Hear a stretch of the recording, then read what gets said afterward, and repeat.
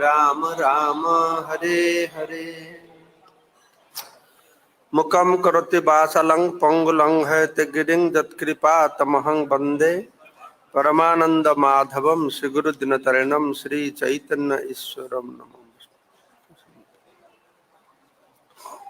तो हम लोग धारावाहिक भाव से भगवान श्री कृष्ण का आविर्भाव के बारे में संबंधित जो कुछ विषय का पर चर्चा करते हैं।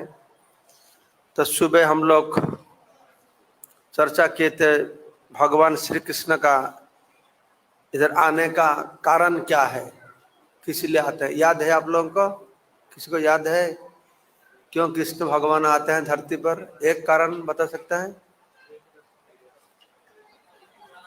हाँ क्या? To give pleasure to the devotees. भगवान कृष्ण क्यों आ रहा है? सब भूल गए? सुबह बोला सब भूल गए। मैं तो सोचा नेक्स्ट ईयर जब बताऊंगा भूल जाएंगे। अरे भगवान भक्ति देने के लिए, भक्तों को आनंद देने के लिए हर अवतार आता है, इसीलिए समझते हैं। ये कृष्ण आने का विशेष कारण बताया ना। कृष्ण ने आए उनका भक्त का प्रेम भक्ति का निर्जस को आस्वादन करने के लिए, और एक कारण था राग मार्ग भक्ति को प्रचार करने के लिए। क्योंकि उनसे पहले जो भगवान आते थे सब भगवान को ऐश्वर्य भाव में उपासना करते थे। ऐश्वर्य भाव में जो उपासना करता है भगवान को, उससे प्रेम शिथिल हो जाता है, कम हो जाता है, उससे भगवान को ज्यादा आनंद नहीं आता है। इसीलिए ब्रज का जो विशेष प्रेम है, उस प्रेम को आस्वादन करने के लिए भगवान श्री कृष्ण ने आए। तो भगवान कृष्ण का आविर्भाव क्या चीज है, तो कब आते हैं, क्यों आते हैं, अभी हम लोग चर्चा करेंगे। वो किस जगह पर आते हैं, इस धरती में किस जगह पर आते हैं। तो ऐसा तो हमको मालूम है, ये भारतवर्ष पुण्य भूमि है। भगवान इधर आके लीला विलास करते हैं। कभी कभी प्रश्न पूछते हैं, तो सारा पृथ्वी में, इतना बड़ा पृथ्वी में भगवान भारत में क्यों आते हैं, अमेरिका में क्यों आते नहीं, न्यूजीलैंड में क्यों आते नहीं, ऐसा पूछते हैं मेरे को। देखिए भारत स्पेशल है इसीलिए भगवान आते हैं, ये ठीक नहीं है। भगवान इधर आए इसीलिए भारत स्पेशल है। भारत स्पेशल है इसीलिए भगवान आते नहीं, भगवान इधर आए भारत स्पेशल है।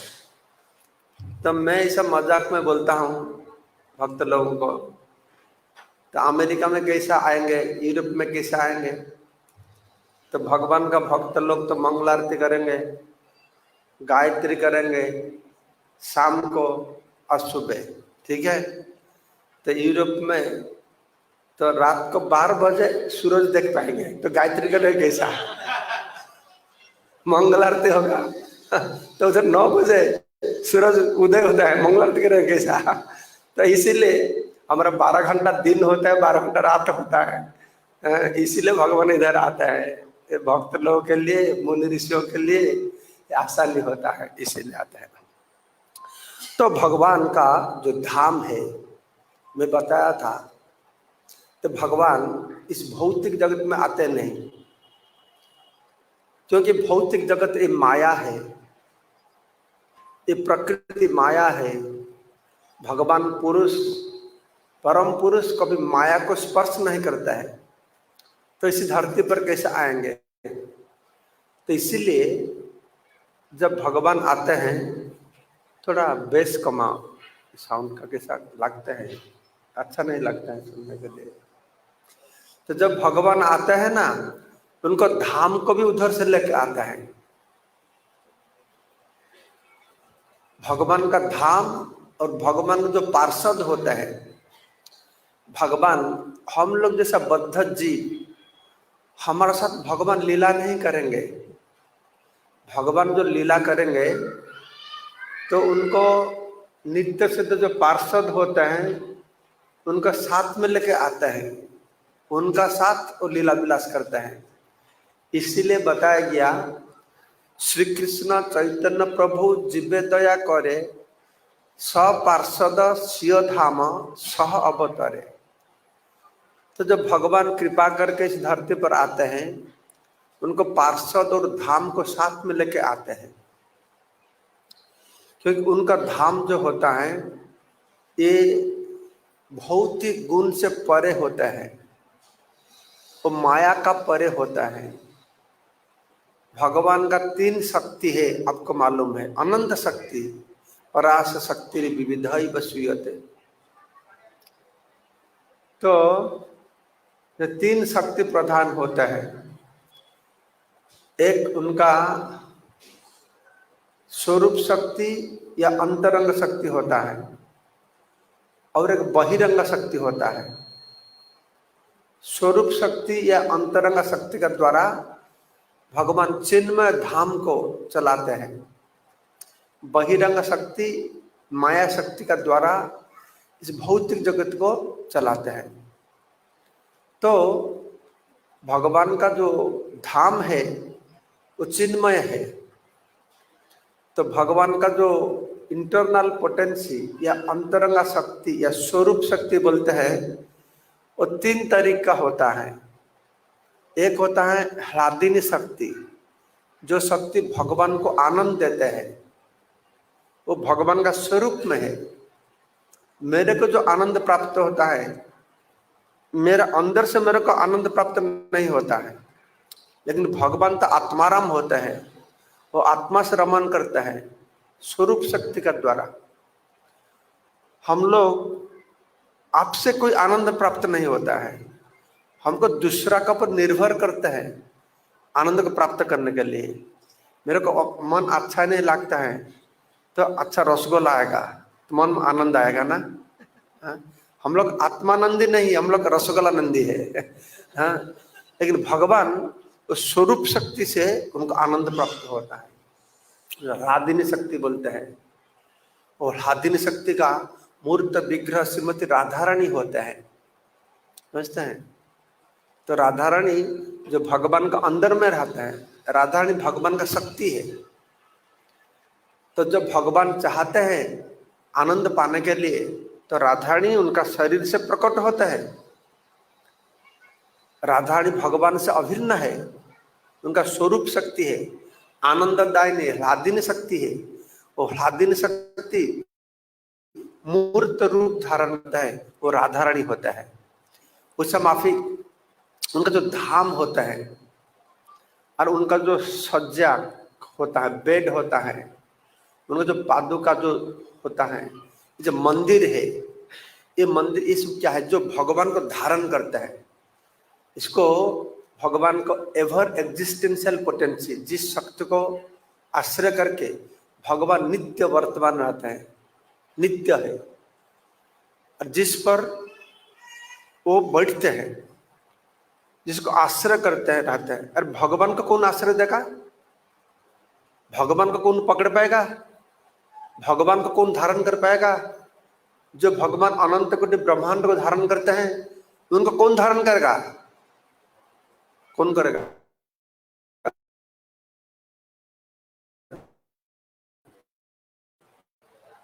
कौन? कृष्ण ज्यादा शक्तिमान है ना बलराम ज्यादा शक्तिमान है? कौन ज्यादा शक्तिमान है? हाँ हाँ, प्रभुपाद ने देखा है, बलराम खड़ा है कृष्ण का ऊपर हाथ दे ऐसा, तो देखो बलराम कृष्ण का साहाଯ୍य लेकर खड़ा है। तो उनको जो धारण कर पाएंगे, कौन धारण कर पाएगा? कृष्ण को कौन धारण कर पाएगा? ना कृष्ण को स्वयं कृष्ण ही धारण कर पाएंगे, कृष्ण को दूसरा कोई धारण कर नहीं पाएंगे, और किसका ताकत नहीं है। इसलिए कृष्ण का जो स्वरूप शक्ति, जो संधिनी शक्ति, वो संधिन शक्ति उनका धाम का रूप में प्रकट होता है, संधिन शक्ति से होता है। जो मंदिर होता है ये भगवान का संधिन शक्ति होता है। तो इसीलिए हम लोग जब मंदिर में आते हैं, ये भी बलराम से अभिन्न होता है, धाम बलराम से अभिन्न होता है। तो भगवान का जो सज्जा होता है इसको धारण शक्ति बोलते हैं, जो भगवान को धारण करके रखते हैं, ये संधिनी शक्ति का प्रकाश होता है। और भी भगवान का पिता माता के बारे में बताऊंगा, ये संधिनी शक्ति के बारे में और ज्यादा बताऊंगा। तो धाम है, ये जो धाम भगवान जिधर आते हैं, ये हमारा आंखों देखने के लिए ये 84 क्रोश ब्रजमंडल है, लेकिन ये 84 क्रोश नहीं है, इसका कोई सीमा ही नहीं है, ये अनंत है। हाँ, उनका चिन्मय स्वरूप दूसरा होता है। हम लोग जैसा चर्म चक्षु में देखते हैं धाम ऐसा नहीं है। ऐसे वर्णन आता है, जीव गोस्वामी जब नवद्वीप आए तो महाप्रभु अप्रकट हो गए थे। तो जीव गोस्वामी आए तो जीव गोस्वामी को तो सुना था महाप्रभु भगवान है, नवद्वीप धाम है, धाम का महिमा के बारे में बहुत सारे सुने हुए है। तो जब इधर आए नवद्वीप आए तो भगवान क्या है, एक छोटा घर में रहते हैं, जैसा लोगों का घर ऐसे, तो ये कैसा भगवान है, ये भगवान का धाम तो अच्छा होना चाहिए ना। तो उनका मन में ऐसा आया, तो शुद्ध भक्त थे, तो भगवान दिव्य दृष्टि दिए, तो साथ साथ नवद्वीप का दूसरा स्वरूप उनको प्रकट हुआ।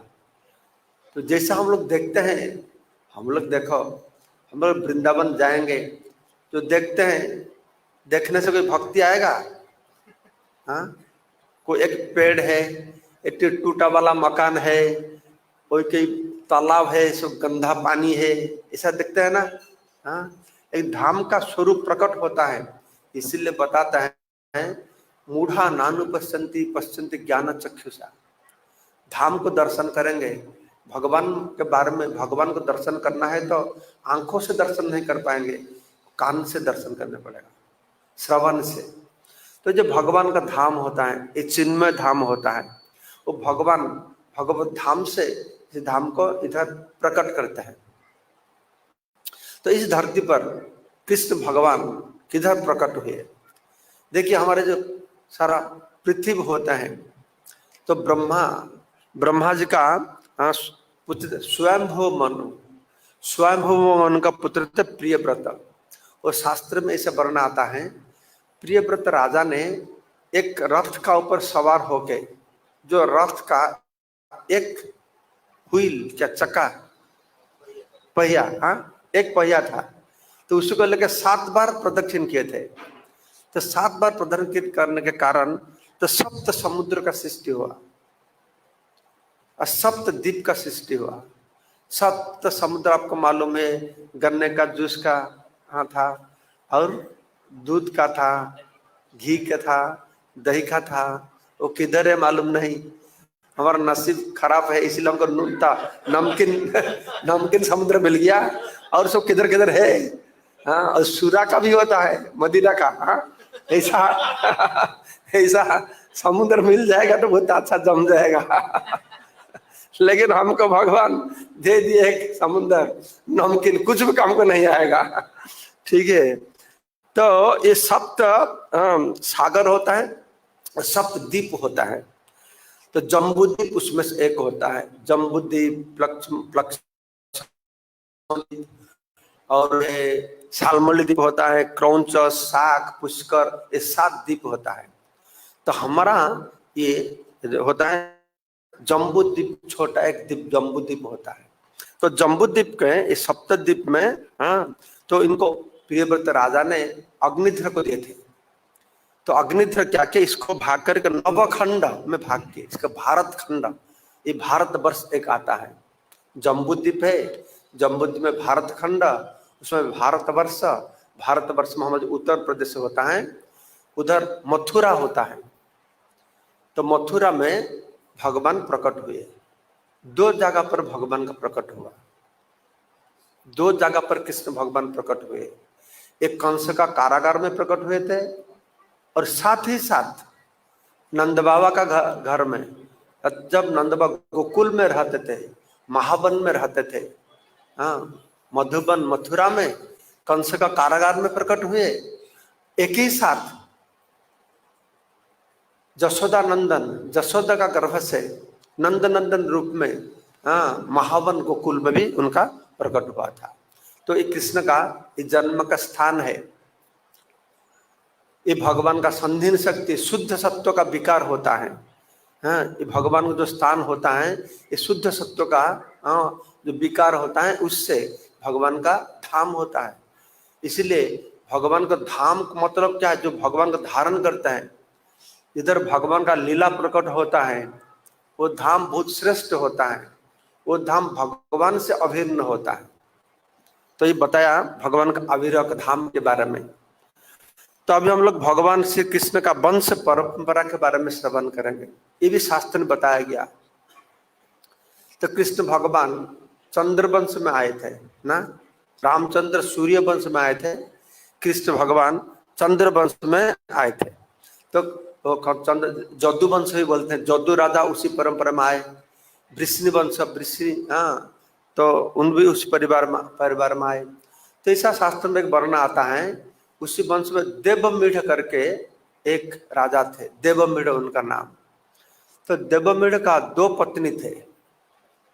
एक पत्नी आए थे क्षत्रिय परिवार से और एक पत्नी आए थे वैश्य परिवार से। 2 पत्नी थे देवमीढ़ राजा का। तो उनका नाम था बरियसी। एक का नाम था बरियसी और एक नाम था मारिसा। बरियस और मारिसा। तो 2 पत्नी थे, एक वैश्य परिवार का थे, एक क्षत्रिय परिवार का थे। तो देवमीढ़ राजा का जो वैश्य परिवार का पत्नी थे, उनसे जन्म हुए पर्जन महाराज, और जो क्षत्रिय परिवार का थे, उनसे जन्म हुए सूरसेन राजा सूरसेन। तो पर्जन महाराज का जो पुत्र थे, वो 5 पुत्र थे पर्जन महाराज का। उपनंद, अभिनंद, नंद, नंदन और सुनंद, 5 पुत्र थे। ये एक हो गया वैश्य। तो वैश्य तो शास्त्र का अनुसार किसी का स्त्री जिस परिवार से आता है उनका कुल वैसा होगा। तो वैश्य परिवार का स्त्री थे। तो पर्जन महाराज वैश्य गोपालन को वृत्ति को ग्रहण किए। और सूरसेन राजा वो क्षत्रिय परिवार का पत्नी से जन्म हुए थे, इसीलिए उनका वो क्षत्रिय परिवार है। सूरसेन राजा का पुत्र का नाम था वसुदेव। तो वसुदेव नंद 2 भाई हो गए, हाँ, एक तरीका। तो इनका पिता का पिता थे एक देवमीढ़ थे। देवमीढ़ का एक पुत्र पर्जन महाराज, जिनका पुत्र नंद महाराज, और देवमीढ़ का एक पुत्र सूरसेन, जिनका पुत्र हुआ वसुदेव हुआ। ठीक है। तो ये भगवान श्री कृष्ण इस जदुवंश में प्रकट हुए। जदुवंश के बारे में भी पूरा वर्णना किया गया। ऐसा कृष्ण का पिता वसुदेव, उनका पिता सूरसेन, उनका तो देवमीढ़ का पिता क्या थे एकदम बहुत तक सब शास्त्र वर्णना है। तो फिर वसुदेव का कितना पुत्र थे? वसुदेव का कितना पुत्र थे? 8 पुत्र थे। 2 पुत्र का नाम सबको मालूम है, हाँ, एक कृष्ण और एक बलराम है। और 6 पुत्र का नाम मालूम नहीं? 6 पुत्र से एक का मालूम है ना। पहला पुत्र का नाम क्या है? कोई टीवी देखते नहीं? टीवी सीरियल में बोलता है ना, मैं टीवी सीरियल से सुना, उनका पहला पुत्र ना कीर्तिमान था। कीर्तिमान। जब पहला पुत्र जब जन्म हुआ तो वसुदेव तो वादा किए थे, मैं जितना पुत्र जन्म होगा मैं तुमको दे दूंगा। तो पहला पुत्र को लेके गए कंस को देने के लिए, तो तुम उसको मार डालो। तो ये वादा करके तो उनको देवों की माता को रक्षा किए थे ना। तो कंस देखा उनका क्या उनको बोलते हैं, भागना, जो उसको नेफ्यू का क्या बोलते हैं हिंदी में, भांजा। तो भांजा को देख के थोड़ा उनके प्रति मोह आ गया। बोला नहीं, इतना सुंदर बच्चा है, उसको मैं नहीं मारूंगा, तो उसको वापस ले जाओ। तो वसुदेव खुश हो गए। खुश नहीं हुए, तो वसुदेव को मालूम है दुष्ट आदमी है, अभी छोड़ देते मैं आसक्त हो जाएगा, फिर तो कभी ना कभी मारेगा। तो कौन सा जो छोड़ दिए, तो देवता लोग सोचने लगे, वो चिंतित हो गए। कौन सा का मन में दया आ गया, ये तो अच्छा नहीं है। कौन सा का मन में दया आने से अच्छा नहीं है? क्यों अच्छा नहीं है? उनका मन में दया आएगा तो किससे जल्दी नहीं आएगा उसको मारने के लिए। तो उसको निर्दय करना चाहिए। तो नारद मुनि आ गए, तो नारद मुनि ने बताए, पूछे, हाँ कौन सा क्या हो रहा है, ये तो बच्चा पैदा हो तो मारा नहीं क्यों?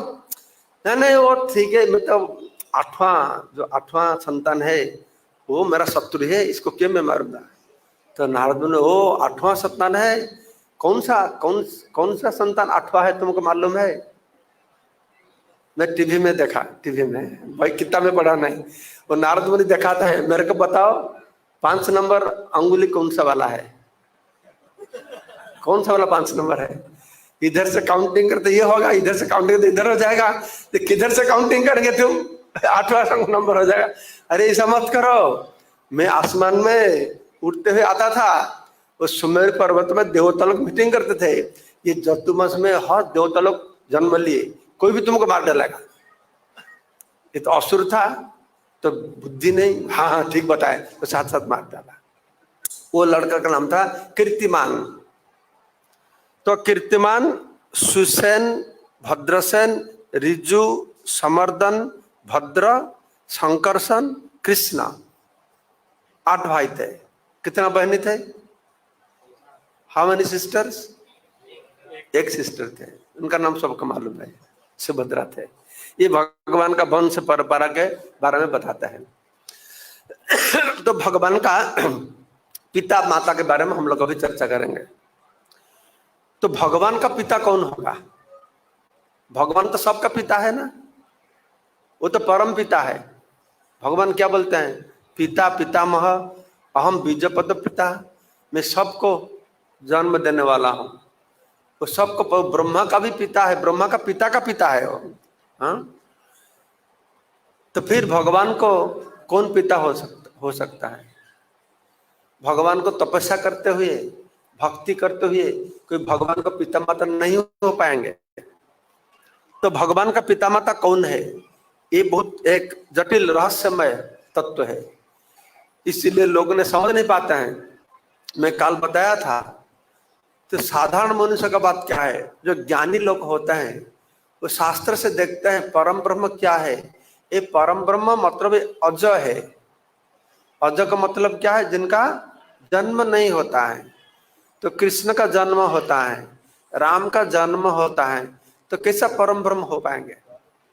लेकिन प्रभुपाद ने उनको बहुत अच्छा आंसर दिए, जी क्यों भगवान को अजय बोला जाता है। क्या आंसर प्रभुपाद दिए? क्यों भगवान को अजय बोलते हैं खुद? हाँ, तो प्रभुपाद बोलते हैं भगवान को अजय बोलते हैं इसलिए जो गोलोक वृंदावन में कृष्ण का कभी जन्म नहीं हुआ। अयोध्या धाम जो है उधर राम का कभी जन्म नहीं हुआ। वो अनादिकाल से कृष्ण है। उधर नंद बाबा है, माँ जसोदा है, देवकी वसुदेव सब है। वो नंद जसोदा देवकी वसुदेव जन्म दिए इसीलिए पिता माता नहीं बने। हमारा इस जगत में जो जन्मदान करते हैं वो पिता माता बनते हैं। वो जन्म देने, क्योंकि जब से कृष्ण है तब से पिता माता है। ऐसा नहीं पहले पिता माता थे फिर कृष्ण हो गए, नहीं। उधर तो पहले और बाद में ऐसा चीज ही नहीं, काल नहीं, टाइम नहीं, टाइम का जितना प्रभाव नहीं है। उधर पहले हुआ बाद में हुआ, ऐसा कैसा होगा? जब से कृष्ण है तब से पिता माता है। तो कृष्ण जो पिता माता, कृष्ण का पिता माता, उनको एक रस आस्वादन कराने के लिए, वात्सल्य रस, पिता माता भगवान सृष्टि किए वो वात्सल्य रस को आस्वादन करने के लिए, तो इसलिए उधर वात्सल्य रस आस्वादन करते हैं। लेकिन वो वात्सल्य रस इस धरती का पर जैसे वात्सल्य रस होता है ऐसा नहीं होता है। क्योंकि कृष्ण का उम्र कितना है उधर गोलोक वृंदावन में? 16 ईयर्स ओल्ड, 16 साल किशोर कृष्ण है। उधर कृष्ण बच्चा कृष्ण नहीं होता है, नंगा कृष्ण नहीं होता है। मैं कल बोला था कृष्ण तो जन्माष्टमी नहीं होता है उधर, और सब फेस्टिवल होता है। गोलोक में तो जन्माष्टमी फेस्टिवल होता नहीं, इसीलिए जन्माष्टमी फेस्टिवल अटेंड करने के लिए गोलोक वृंदावन से मर्त लोग आते हैं। जब भगवान प्रिपरेशन होता है ना आने के लिए, सब लंबा लाइन में खड़े होते हैं, इस किसी का बारी होगा अभी। हाँ, भगवान भगवान का पूरा प्रिपरेशन हो रहा है उधर। मैं उसके बारे में बताऊंगा, भगवान इस धरती पर आने से पहले कैसा उधर सब प्रिपरेशन होता है। तो भगवान का पिता माता हम जैसा जीव हो नहीं सकता है, कि तो हम जो जीव है ये तो जीव शक्ति तटस्थ शक्ति से हम, ये तटस्थ शक्ति कोई भगवान का पिता माता नहीं हो सकता है। भगवान का स्वरूप शक्ति वो भी संधिनी शक्ति है, जो धारण शक्ति बोलते हैं, जो भगवान का गर्भ में धारण करेंगे, जो भगवान का गर्भ में धारण करेंगे उसको धारण शक्ति बोलते हैं। तो इसीलिए चैतन्य चरितमृत में ये बात को बताते हैं, संधि निर्सार अंश शुद्ध सत्व नाम भगवान रे सत्ता है जहात विश्राम।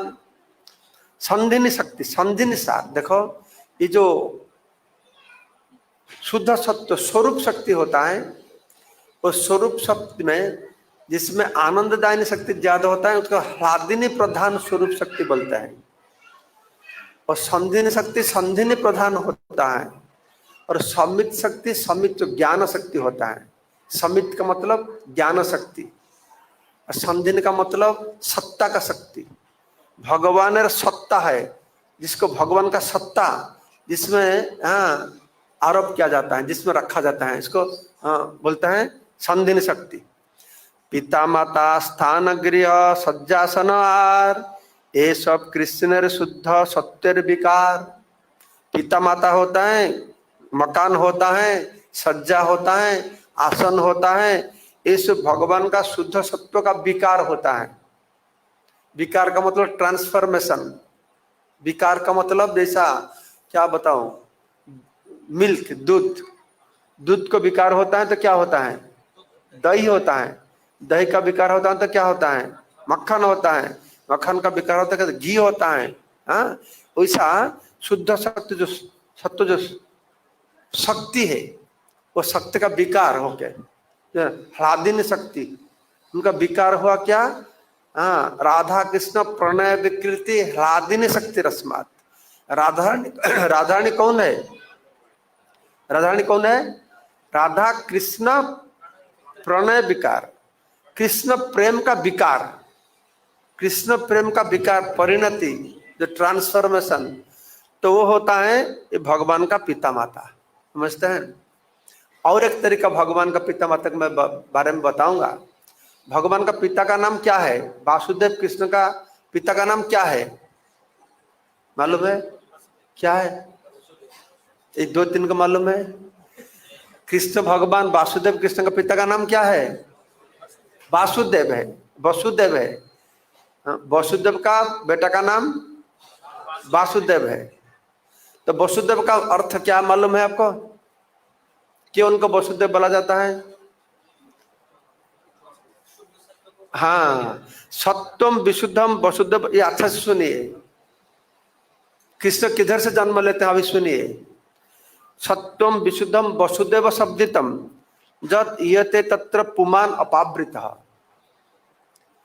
ये शुद्ध सत्व स्तर को वसुदेव कहा जाता है। हमारा सत्व गुण है, रजोगुण है और तमोगुण है, उनका पर जो होता है उसका शुद्ध सत्व बोलते हैं। और शुद्ध सत्व का और एक नाम होता है वसुदेव। तो जब तक हम लोग तमोगुण रजोगुण सत्वगुण में रहेंगे तो भगवान प्रकट नहीं होंगे। जब हम लोग शुद्ध सत्व गुण में जाएंगे भगवान प्रकट होंगे, वो वसुदेव स्तर बोलते हैं। तो इधर बताता है तत्र पुमान अपावृतः, हमारा सबका हृदय में भगवान है लेकिन ये आवृत है, ढका हुआ है। तो हम लोग भी जब शुद्ध सत्व स्तर में जाएंगे, वसुदेव स्तर में जाएंगे, हमसे भी भगवान प्रकट होंगे, हम लोग भगवान को देख पाएंगे। तो कृष्ण भगवान इधर आए, किधर से आए कृष्ण भगवान, कृष्ण भगवान किधर से आए, उधर से बढ़ के एरोप्लेन में आए।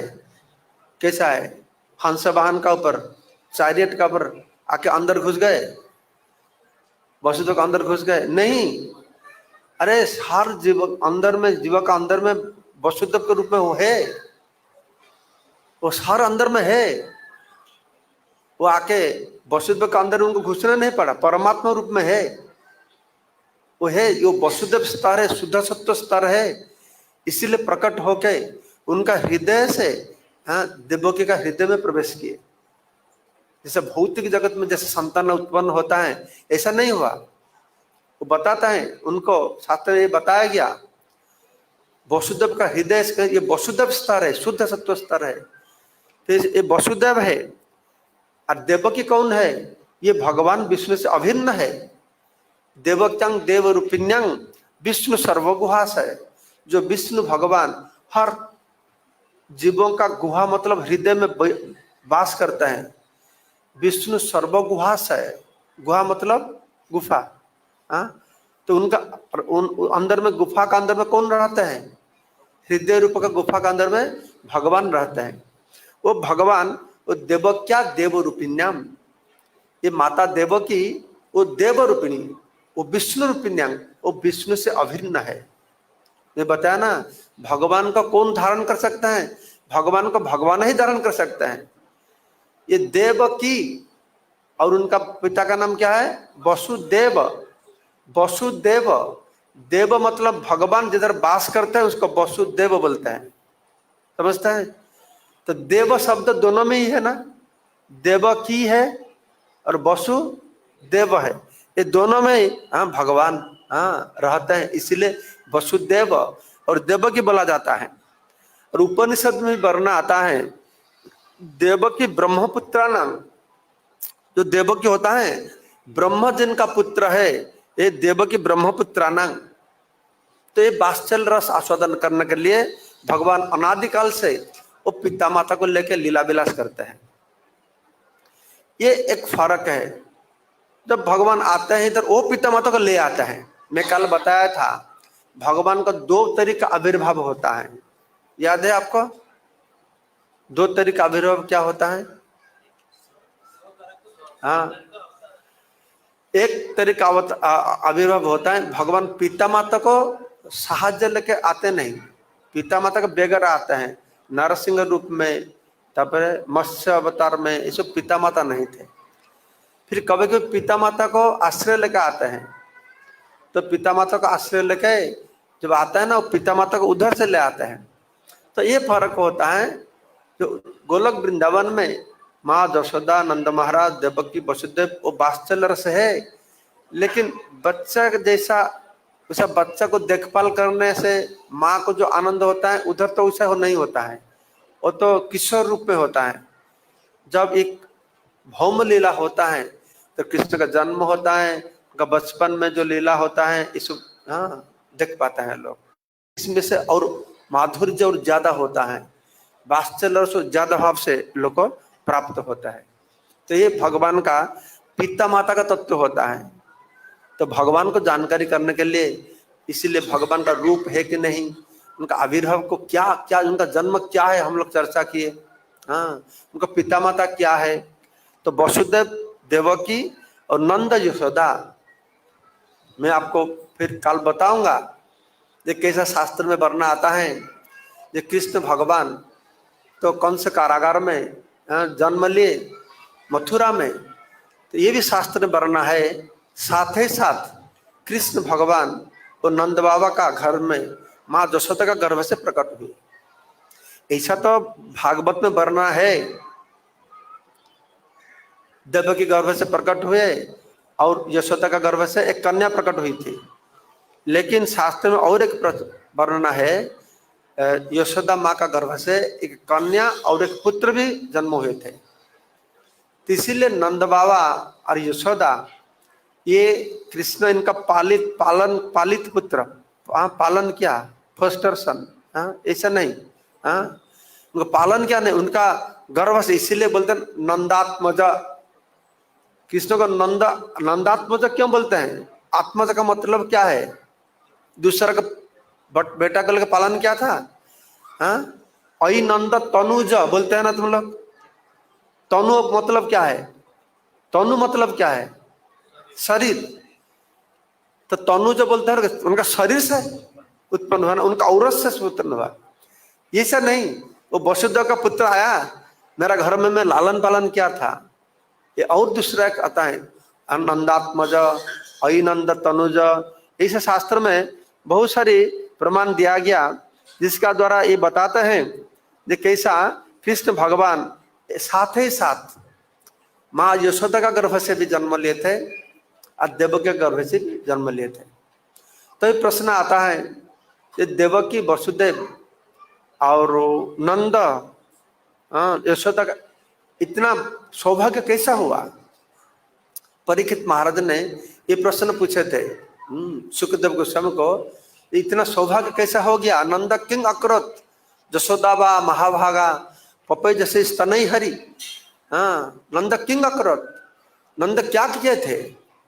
जशोदा इतना भाग्यवती बन गई जिनका स्थान स्वयं हरि श्रीहरि आके पान के थे। तो उसको उत्तर देने के लिए परीक्षित महाराज में वर्णना किए थे पूर्व जन्म में क्या थे। देवकी और वसुदेव क्या थे? ना पहले जन्म में थे कश्यप और अदिति, और उससे पहले क्या थे? पृश्नि और सुतापा। तो पृश्नि सुतापा थे तो लोग 12 साल तपस्या किए थे। 12 साल तपस्या किए थे भगवान को पाने के लिए, मोक्ष पाने के लिए, मुक्ति पाने के लिए 12 साल तपस्या किए। तो तपस्या में संतुष्ट के भगवान आ गए। इन भगवान को देखते हुए उनको लालच आ गया, अरे मेरा मोक्ष मांगा नहीं। भगवान को तपस्या मोक्ष मांगने के लिए भगवान को देखते मोक्ष मांगे भूल गया। तुमको क्या चाहिए? भला मेरे को तुम जैसा एक बेटा चाहिए ऐसा मैं जैसा ऐसा कोई नहीं, मैं तो अवसर मर्द हूँ, मेरा समान कोई नहीं, मेरे ऊपर भी कोई नहीं। तो मेरे को तुम्हारा बेटा होकर आने पड़ेगा। एक कृष्ण स्वयं बताए, जब कारागार में जन्म लिए उस दिन उनको बताए थे जब पहले जन्म में तुम हो तो उससे पहले ये थे। तो इसीलिए उनका पूर्व जन्म के बारे में बताया गया। और नंद जशोदा भी ऐसा थे, वो धारा और द्रोण थे। धारा द्रोण क्या करते थे? भारत में गंधमार्दन पर्वत जो ब्रह्मा का पुत्र गौतम ऋषि का आश्रम था, उधर 10,000 साल तपस्या किए थे भगवान को दर्शन करने के लिए। तो भगवान प्रकट नहीं हुए, तो इससे वो नाराज हो गए। तो एक आग जला के उनका आत्माहुति देने के लिए प्रस्तुत हो गए। इतना तपस्या किया, भगवान को देख नहीं पाया। तो भगवान खुश होकर स्वयं प्रकट हुए, ठीक है तुम्हारे वासना पूर्ण होंगे। तुम वो तो होता मनवंतर, स्वयंभव मनवंतर लीला हुआ था। तो जब वैवस्वत मनवंतर आएगा मैं तुम्हारा पुत्र का जन्म लेंगे। वो धारा और द्रोण ये दोनों ने नंद यशोदा होके जन्म लिए थे। अब पृश्नि और सुतापा वो देवकी वसुदेव रूप में जन्म लिए थे। कुछ प्रश्न है आपका मन में कोई प्रश्न आता है ये बात को सुनते हुए?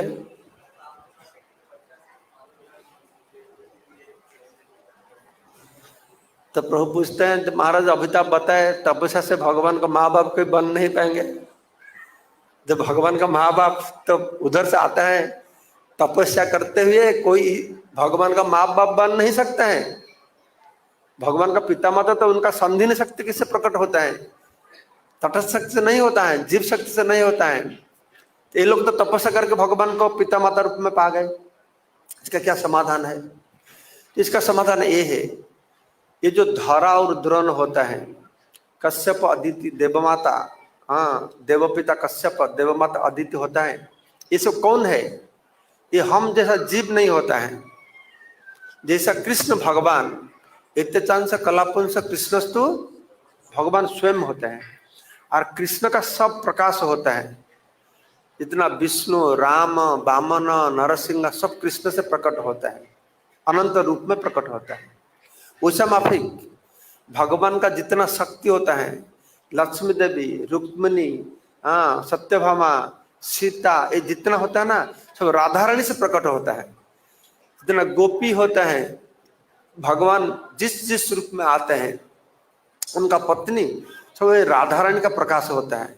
वैसा माफिक भगवान राम रूप में आते हैं, वामन रूप में आते हैं, जिस जिस रूप में आता है, ये सब नंद और यशोदा का प्रकाश होता है।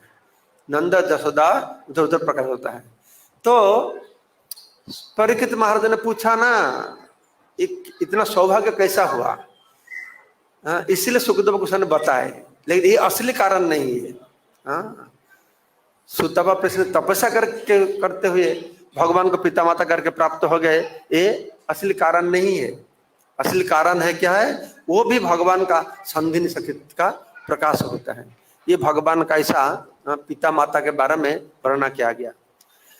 तो मैं अभी आज आप लोगों को सुबह बताया था, भगवान इस धरती पर आने का बहुत सारे कारण बताया था। तो जैसा भगवान आने के लिए इधर भी कारण होता है, भगवान भगवत धाम में एक कारण बनाते हैं उधर, जिसको आश्रय करके इस धरती पर आएंगे। ऐसा एक लीला करते हैं, जिसका लीला को अवलंबन करके भगवान धरती पर आएंगे। उसी लीला को मैं बताऊंगा। ये ब्रह्मवैवर्त पुराण में ये वर्णना किया गया। एक बार भगवान श्री कृष्ण उधर महावन में लीला करते थे। राधा रानी कृष्ण भगवान की सेवा करती थी, और बहुत आनंद, पर मन भर के सेवा, उनका सेवा से मन संपूर्ण तृप्त नहीं हुआ। तो कृष्ण भगवान राधा रानी को छोड़ के भाग गए, दूसरा एक गोपियों के पास चले गए, विरजा के पास चले गए, राधा रानी को छोड़ के। तो राधा रानी तो आनंद कृष्ण सेवा तो विभोर होके मूर्छा हो गए थे। जब ज्ञान आया, कृष्ण किधर गए? कृष्ण विरजा के पास चले गए। तो राधा ने बहुत गुस्सा की कि मेरे को छोड़ के विरजा के पास चले गए, विरजा कौन है? हाँ, तो मैं देखूंगी जाके, विरजा इतना उसका हिम्मत है, ताकत है कृष्ण की सेवा करने का, कृष्ण को आनंद देने का शक्ति है। तो राधा ने गुस्सा करके सब उनको जो जितने असिस्टेंट गोपी थे, सखी थे, सबको बोले चलो मेरा साथ कृष्ण के साथ मिलने के लिए। कृष्ण को सेवा करने के लिए राधा रानी का कितना असिस्टेंट है मालूम है आपको? मालूम नहीं? 6300 करोड़, 63 कोटि, 6300 करोड़ सखी होते हैं कृष्ण की सेवा में राधा रानी को मदद करने के लिए। और राधा रानी सबको बोला तुम मेरा साथ जाओ, चलो। अभी भारत का जनसंख्या कितना है? 100 करोड़ होता है ना, 6300 करोड़। उनका एक चैरियट था। चैरियट क्या है? रथ। और सबको बोला तुम सब रथ पर सवार हो जाओ। कितना बड़ा रथ होगा वो? जिधर 6300 करोड़, वो रथ का भी वर्णना किया गया शास्त्र में। वो ये रथ ऐसा है, और कितना बड़ा साइज है, कैसा सजाया हुआ है, उसका अंदर बड़ा बड़ा महल है, उसका अंदर माउंटेन भी है। हाँ, माउंटेन है, फाउंटेन है, नदी भी है, बगीचा भी है, सब उसका अंदर में। तो ऐसा एक रथ में सवार करा के तो सबको लेके राधा रानी, विरजा नदी, जो विरजा का कुंज है, तो विरजा नदी नहीं था, तो विरजा का कुंज पर चले गए। तो भगवान कृष्ण विरजा का लेके कुंज का अंदर में चले गए, और बाहर श्रीदाम खड़ा है। श्रीदाम खड़ा है, लाठी लेके खड़ा है, दरवान। तो राधा ने जाके पहुंच गए, तो श्रीदाम को बहुत गाली देना शुरू कर दिया है। तुम लंपट किंकर हो, एक लंपट का किंकर हो। हाँ, तो तुम गाली देके बोले किधर है तुम्हारा बंधु की दोस्त, किधर है तुम्हारा कृष्ण? तो श्रीदाम बोला कोई कृष्ण तो इधर नहीं है। कृष्ण तो अंदर गए, उसको बता दिया किसको अंदर में घुसना नहीं देना। तो श्रीदाम बोलते शिव तो खूब पहलवान आदमी, लाठी धर के पकड़ के बैठा है उधर, किसको अंदर नहीं देगा। तो श्रीदाम बोलते नहीं नहीं, कृष्ण इधर नहीं, कृष्ण आया नहीं। तो राधा ने बोले ओ कृष्ण आया नहीं, तुम इधर हो, ऐसा ऐसा बैठा हो इधर, तुम इधर तो कृष्ण अंदर में है, मेरे को अंदर जाना है, अंदर जाने दो। तो श्रीदाम बोले नहीं, मैं अंदर नहीं दूंगा, बहुत पहलवान आदमी है ना। तो राधा रानी उनको गोपियों को, सखियों को बताए, ओनली 630 करोड़ सखी थे ना। बोले तुम थोड़ा श्रीदाम को देखभाल करो। तो सब उठा के एक साइड में बैठा दिए, तो राधा रानी अंदर जाने शुरू किए।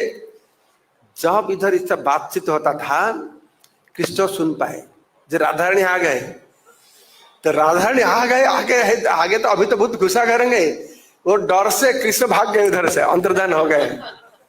तो विरजा अकेली पड़ गई, क्या करेंगे आगे बेचारी। तो विरजा, कृष्ण तो भाग गए, अदृश्य हो गए। अब विरजा डर से इतना डर गई, वो पानी हो गई, उधर से एक नदी बन गई। हाँ, तो फिर राधा रानी जब अंदर गए तो कृष्ण नहीं थे, विरजा भी नहीं थे। तो एक महाराजा ने बताते थे, तो राधा रानी का बहुत सारी अच्छा क्वालिटी होता है ना, 25 अच्छा क्वालिटी होता है उनका। और एक एक्स्ट्रा क्वालिटी है, वो अच्छा एस्ट्रोलॉजर थे, एस्ट्रोलॉजी उनका अच्छा मालूम था। तो एस्ट्रोलॉजी करके उनको मालूम हुआ क्या हुआ, कृष्ण किधर गए, विरजा किधर गए। तो महाराजा ने बताते थे, तो उनको मालूम हो गया जब विरजा नदी हो गए और कृष्ण उसका अंदर में एक सांप हो गए छुप के बैठे है उधर। इसलिए राधा रानी बना हो, ठीक है तुम सांप बन गए तो मैं मोर बन के इधर खड़ी रहूंगी, तो मोर सांप को पकड़ते है ना, तुम जब आगे तुमको पकड़ूंगा मैं, ऐसा करके ऐसा बनना करते थे। और उस समय भगवान कृष्ण, इसलिए भगवान कृष्ण का मोर का क्या पंख, हाँ पंख बहुत अच्छा लगता है, इसीलिए उधर राधा रानी में एक दिन ऐसा मोर का रूप लिए थे, ऐसा कुछ बनना है। तो पुराण में बनना, तो राधा रानी चला गए गुस्सा करके। जाने के बाद फिर कृष्ण ने आए, तो विरजा तो नदी बन गई थी, तो कृष्ण रोने लगे, विरजा मैं तुमको कितना प्यार करता हूँ, राधा रानी को जितना प्यार करता हूँ तुमको उतना प्यार करता हूँ, तुम आओ, हाँ तुम नदी रूप से फिर तुम स्वरूप को प्राप्त करके आओ, ऐसा बताते थे। तो ये बात को जाके सखी लोग सब राधा रानी को बता दिए, जब कृष्ण ऐसा रोते हैं तब राधा रानी बहुत गुस्सा करके बताए, ठीक है वो आएंगे तो अंदर में घुसना नहीं देना उनको। तो राधा रानी जाके इसका एक घर में को रोते थे, कुछ दुखी होकर रोते थे। अभी कृष्ण आ गए, सब गोपियों ने बोला नहीं तुमको अंदर में नहीं जाने दिया जाएगा, तुम जाओ सारा दुनिया लोग को बताओ तुम्हारा बहुत अच्छा पत्नी मिला, कि नदी पत्नी मिला तुमको, तो नदी बन गए थे ना, तो नदी का साथ शादी करने वाला हो, इधर क्यों आए हो, जाओ। और बहुत उनको गाली, सखी लोग गोपी लोग ने बहुत गाली दे कृष्ण को, भागो इधर से। तो कृष्ण बहुत दुखी होकर खड़े, श्रीदाम साथ में था, श्रीदाम भी साथ में था। तो कृष्ण दुखी होकर खड़े हुए थे, तो सखी लोगों ने बताया ठीक है ठीक, तो काम करो ये बगल वाला कमर में तुम बैठ रहो, इधर थोड़ा सा अपेक्षा करो, हम लोग जब राधा रानी को अच्छा से समझाएंगे तो खुश होंगे, तो बाद में तुमको बुलाएंगे। तो कृष्ण एक सुधार अच्छा लड़का जैसा साथ साथ उनको बात सुनते हुए नजदीक में एक जगह पर जाके चुपचाप के बैठे रहे। और श्रीदाम इसको सब देखता था, श्रीदाम देखते हुए बहुत गुस्सा करता था, हाँ कि तुम इतना बड़ा हो गए, अरे मेरा कृष्ण को इतना तुम परेशानी करते हो। तो सुदामा ने बहुत डांटने लगे, तुम मालूम है अरे राधा रानी का क्या महिमा है, मेरा कृष्ण के लिए इतना बड़ा है, बहुत बोलने लगे। तो राधा रानी अंदर में थे, वो सब सुन पाते थे श्रीदाम क्या बोलते थे। तो साथ साथ अंदर से आए, क्या बोलते हो क्या बोलते हो, अरे तुम एक असुर हो, असुर, हर समय पिता का महिमा गान करते हो, मेरे को निंदा करते हो, तुम असुर बन जाओ, मैं तुमको श्राप देता हूं।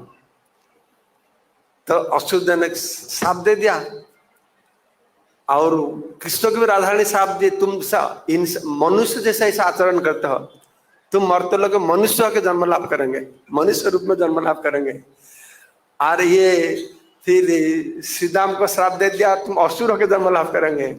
और श्रीदाम भी श्राप दिया राधा रानी को, अरे तुम कई मुहूर्त तुम कृष्ण का विरह सहन नहीं कर सकता हो, इतना क्रोधित हो जाता हो, मैं तुमको श्राप देता हूं, तुम धरती पर जाकर गोपी होकर जन्म होंगे, 100 साल तुम कृष्ण का विरह भोग करेंगे। 100, इसलिए इस धरती पर 100 साल, हाँ कृष्ण चले गए थे ना मथुरा से द्वारका, 100 साल के बाद फिर मिले। तो जब राधा रानी तो श्राप दे दिया, श्रीदाम भी श्राप दे दिया, जो कोई आपस में घुसा करता है तो किसी का मत तुमको घुसा 2 थापड़ लगाने से मेरा घुसा कम हो जाता है। तो ये श्राप देने के बाद उसका गुस्सा कम हो गया, तो तब दोनों को होश आ गया, अरे हम लोग तो बहुत बुरा काम कर दिया, आपस में श्राप दे दिया, अभी क्या होगा? तो दोनों राधा रानी श्रीराम रोते हुए कृष्ण भगवान के पास गए। तो क्या हो गया, जो हम लोग भूल कर दिया, हम लोग आपस में श्राप दे दिया। तो कृष्ण हंसने लगे, बोले नहीं नहीं, तुम्हारा कोई दोष नहीं है, मेरा धरती पर जाने का टाइम हो गया, तो कुछ तो एक क्या बहाना में जाने पड़ेगा, इसीलिए मैं तुम्हारा अंदर में ऐसा भाव जगाया। नहीं, गोलोक वृंदावन में कोई गुस्सा करता है, क्रोध होता है, श्राप देता है? नहीं होता है। क्यों क्रोध नहीं? क्यों? आनंदमय है, इसलिए क्रोध नहीं। क्रोध किधर से उत्पन्न होता है? काम किधर से उत्पन्न होता है? काम ऐसा, क्रोध है ऐसा, रजोगुण समुद्भव। गोलोक वृंदावन रजोगुण है, और सत्वगुण ही रजोगुण कैसे रहेगा? तो उधर का जो है, जो क्रोध है, इस धरती पर ब्रह्मांड में जो क्रोध होता है वो काम से उत्पन्न होता है, और उधर जो क्रोध होता है, जो श्राप देते हैं, वो काम से नहीं होता है, तो भगवान का इच्छा से होता है। भगवान का लीला का पुष्टि साधन करने के लिए जो क्रोध भाव आता है, श्राप देते हैं, तो भगवान की इच्छा को पुष्टि साधन करने के लिए तो भगवत धाम में ऐसा होता है। तो ऐसा करके भगवान जैसा इधर आने के लिए कारण रचाते हैं, तो भगवत धाम में भी ऐसा कारण रचाता है। जैसा भगवान नरसिंह भगवान रूप में आएंगे, हाँ, तो एक कारण बनाया ना उधर। चतुष कुमार आ गए, जय विजय, उनको घुसने नहीं दिए, श्राप दे दिया, तुम जो असुर बन। वैसा गोलोक वृंदावन भी हुआ। वैसा जो राम आए इधर, वैसा भी लीला हुआ था। हाँ, नारद मुनि रामचंद्र भगवान विष्णु श्राप दे दिए, उस श्राप के कारण वो इधर आके उनको पत्नी खो गए, चोरी हो गया, उनको ढूंढने लगे। तो नारद को एक ऐसा लीला आता है, नारद ने एक दिन मोहित हो गए, एक लड़की को शादी करने के लिए चाहते थे, राजकन्या को। शिव माया, शिव का माया द्वारा मोहित होके एक राजकन्या को शादी करने के लिए चाहते थे। तो राजा ने सोचा, राजा ने बोला तो स्वयंवर होगा, बहुत राजा आएंगे, आप कल आइए, तो स्वयंवर में बैठेंगे, मेरा कन्या तुमको माला पहनाएंगे। तो नारद मुनि साथ साथ वैकुंठ चले गए। तो भगवान विष्णु को बताया, प्रभु मैं थोड़ा शादी करने चाहता हूँ, मैं थोड़ा सुंदर बना दो, मेरे को इतना सुंदर कर दो तो लड़की मेरे को ही शादी करेंगे। तो भगवान अंदर में मुस्कुराने लगा, ले तुमको ये दिमाग में आया कैसे शादी करने का? तो भगवान कृष्ण ने पूरा शरीर में हाथ लगा दिए, तो नारद का बहुत सुंदर शरीर हो गया, साथ साथ बहुत सुंदर आकर्षण शरीर। तो नारद मुनि खुश हो गए, अरे इतना सुंदर है तो लड़के मेरे को ही शादी करेंगे। तो नेक्स्ट जाके तो जो स्वयंवर सभा में बैठ गए, तो बहुत सारे राजा आए थे। तो लड़की आया, हाँ, वरण माला लेके, तो सबके पास जाते थे, किसी को वरण माला नहीं देता था। नारद मुनि सोचते थे हमारा जब आया हमको वरण माला मिलेगा। तो जब नारद के पास आया, ऐसा क्या, उनको देखते हुए ऐसा क्या, जैसे मुंह अच्छा दिखने के लिए नहीं, ऐसा। तो नारद मुनि, क्या मैं इतना सुंदर हूँ, मेरे को देखते ऐसा क्यों करता है? तो नारद मुनि गुस्सा करके भाग गए। तो शिव जी जो माया करके रचाए थे, शिव माया, एक और लंबा स्टोरी है, वो दो शिव दूत को भेजे थे, वो पास में बैठे थे, ठीक है। तो नारद मुनि जो उठ के चले गए, शिव दूत दो भी साथ में गए। तो नारद मुनि, क्या हो गया, तुम क्यों गुस्सा करके भाग जाता है? तो नारद मुनि, देखो मैं कितना सुंदर हूँ, अरे लड़के मेरे को शादी करेगा नहीं, मेरे को वरण माला दिया नहीं। तो ये दोनों क्या किया, तो एक मिरर लिया था, मिरर क्या है, दर्पण। तो नारद मुनि को दिया, देखो तुम देख लो कितना सुंदर है। तो नारद देखो बंदर जैसा, बंदर है ऐसा है। तो भगवान विष्णु ने उनके शरीर को अच्छा कर दिया, मुंह को बंदर जैसा कर दिया। तुम क्यों उधर फंसना चाहते हो? और नारद को बहुत गुस्सा आ गया, अरे मेरे को भगवान ने ऐसा चीटिंग किया। तो साथ साथ वैकुंठ चला गया, जाके भगवान को बहुत गाली दिया। हाँ, देखो तुम इतना आराम करते हो, तुम पत्नी को लेकर बैठा हो, अरे मैं थोड़ा शादी करना चाहा, मेरे को भागा, तुम मेरे को बंदर बना दिया। ठीक है, मैं तुमको साफ देता हूँ, मेरे को कभी पत्नी मिलता नहीं, इतना अफसोस करता हूँ, तुमको भी ऐसा होगा। तुम पत्नी का विरह भोगेंगे, तुमको पत्नी भाग जाएंगे, तुमको पत्नी दुख मिलेगा, और तुम्हारा ऐसा आएगा तुम मेरे को बंदर बनाए, तुमको बंदर का सहायता लेना पड़ेगा एक दिन, बंदर लोग ही तुमको सहायता करेंगे। ऐसा लीला एक राम का बारे में है, और तुम्हारा विष्णु के बारे में, नरसिंह के बारे में भी है, और कृष्ण के बारे में भी है। ये भगवान एक कारण रचाता है। तो ये वर्णन आता है। तो काल हम लोग अंतिम दिवस है, काल सुबह हम लोग चर्चा करेंगे। तो भगवान जब इधर आते हैं तो सारी प्रिपरेशन चल रहा है उधर। जब हम लोग कब किधर जाते हैं ना तो प्रिपरेशन होता है। तो गर्ग संहिता में भगवान का प्रिपरेशन के बारे में बहुत सुंदर वर्णना किया गया। और भगवान का आविर्भाव के बारे में गोपाल चंपू में भी बहुत अच्छा वर्णना किया गया। कल सुबह हम लोग ये सब चर्चा करेंगे। जय श्री प्रभुपाद की, भगवान श्री श्री कृष्ण चंद्र आविर्भाव की, गौर प्रेमानंदे। तो अभी आप लोग का कोई प्रश्न है? कुछ प्रश्न है जो बताया? नजदीक आने पड़ेगा। आप बताए, तब तक आप बताए।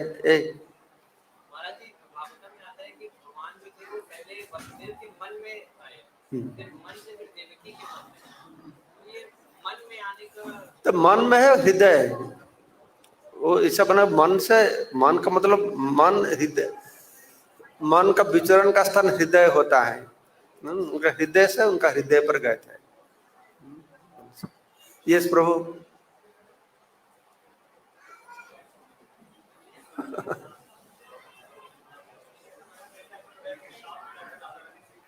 हाँ,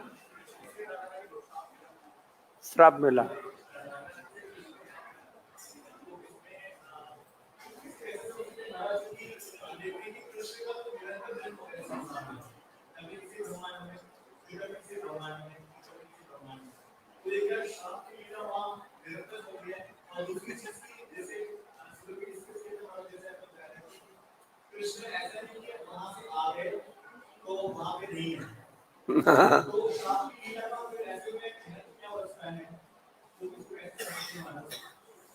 तो आपका प्रश्न है, कृष्ण तो इधर है, एक एक ब्रह्मांड में लीला करते हैं।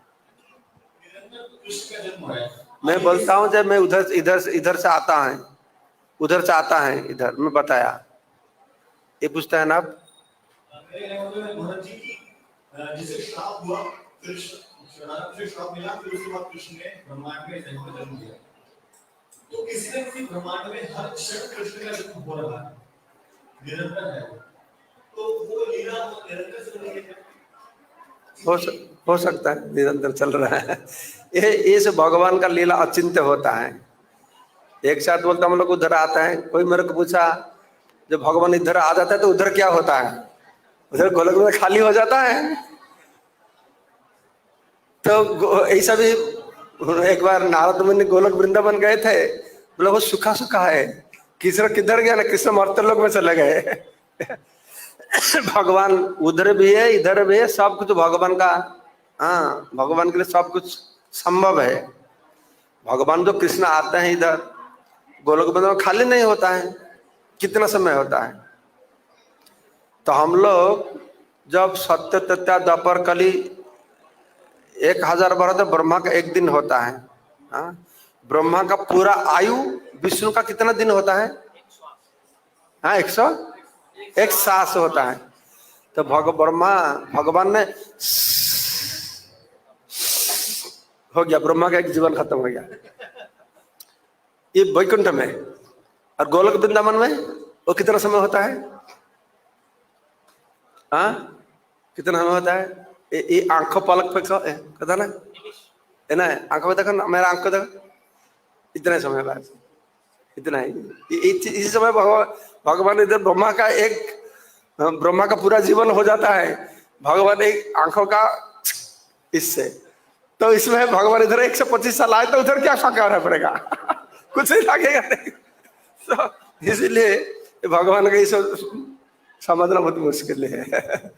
ये अघटन घटन पट्टी ऐसी है, भगवान अचिंत्य शक्ति है, सब कर पाएंगे।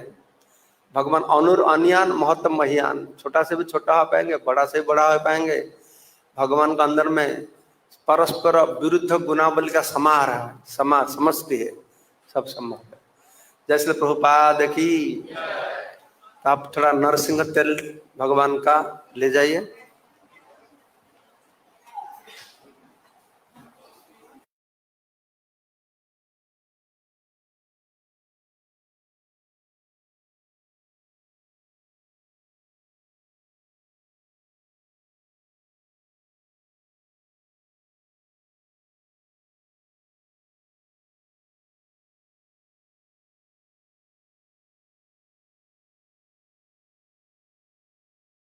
हरि जय।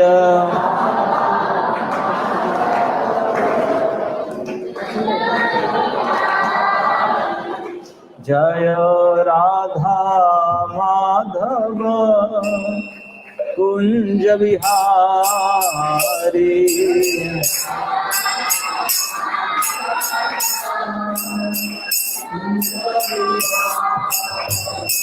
जय गोपी जना वल्लभ गिरि